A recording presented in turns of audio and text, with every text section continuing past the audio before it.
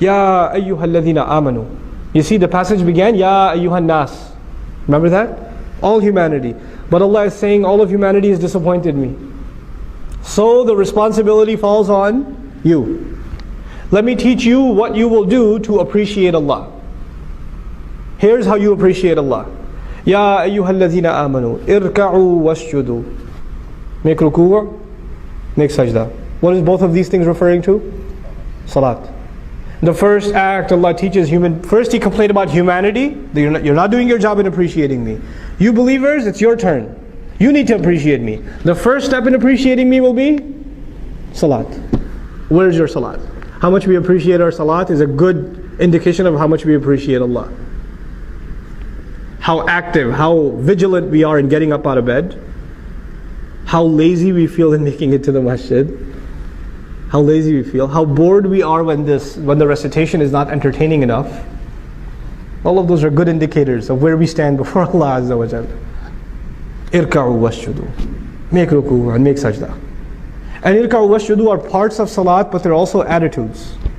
You know, somebody who doesn't know about prayer, doesn't know about the Muslim prayer.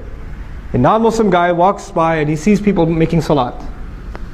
He's going to notice these people are standing with their head down, holding their head. They're humble before somebody. Then they put their heads down like this halfway. Wow, they got even more humble. And when they got up, what happened next? Face on the ground, they got really humble. In other words, he's noticing that there's a progression in their humility to Allah, to whoever they're worshipping. They're getting even more and more and more subservient. This seems like they're appreciating their master, they appreciated him more, and they appreciated him even more. The progression of salat itself teaches us that we're supposed to evolve, grow in our humility to Allah. That's a really important point, especially if it has to do with Islamic work. You know what happens with people when they get involved with Islamic work? I'm no exception. All of us can be victim to this. The more tenured, the more experienced you get in Islamic work, the more full of yourself you get. I know what this stuff is. You're a rookie. You're a newbie.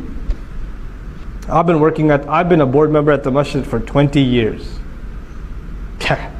What do these guys know? You know? I ran the MSA 2 semesters in a row.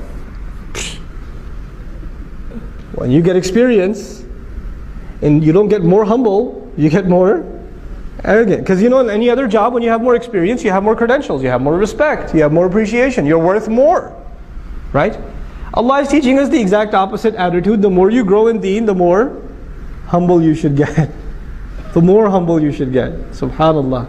And you'll notice, it's a good check. It's a good gauge. What was Iblis's problem? Adam alayhi salam, what's on his resume? How long he's been doing, sir? What kind of experience he has? He gets a promotion over me. Now imagine you're a volunteer, you're helping out at the MSA at the college or at the Sunday school, you've been volunteering for 2-3 years, and they pick a new principal for the Sunday school. You even had your inauguration speech ready, and they pick this 18-year-old kid to be the principal of the Sunday school. The story of Iblis is going to repeat itself. Ana khayrun minhu? What do you mean him? I got the experience, man. I should have been the principal. That should have come to me. The story repeats itself.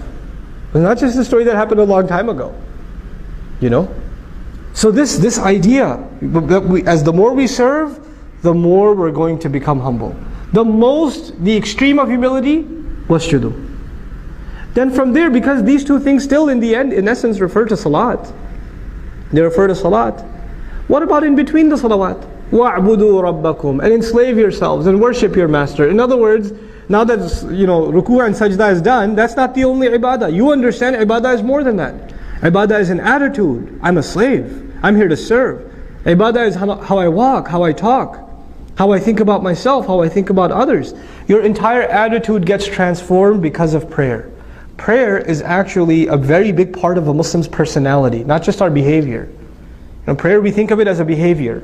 But prayer actually, the daily salawat, they're supposed to have a really direct effect on how we think. Our attitudes, our thought process, our mentality. Between Dhuhr and Asr, my thoughts are going to be impacted by the Dhuhr prayer. Between Asr and Maghrib, my thoughts, my priorities are going to be impacted by the Asr prayer. It's the way a Muslim carries himself as a abd.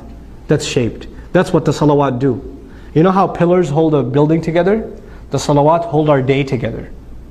They hold our day together. In between, the between hours are dictated by what quality of salat we have. Now if the salat itself becomes empty, if the salat becomes just cardiovascular exercise, this just becomes a review session for Surah Al-Ikhlas and Surah Al-Kawthar, because you don't have time for anything more.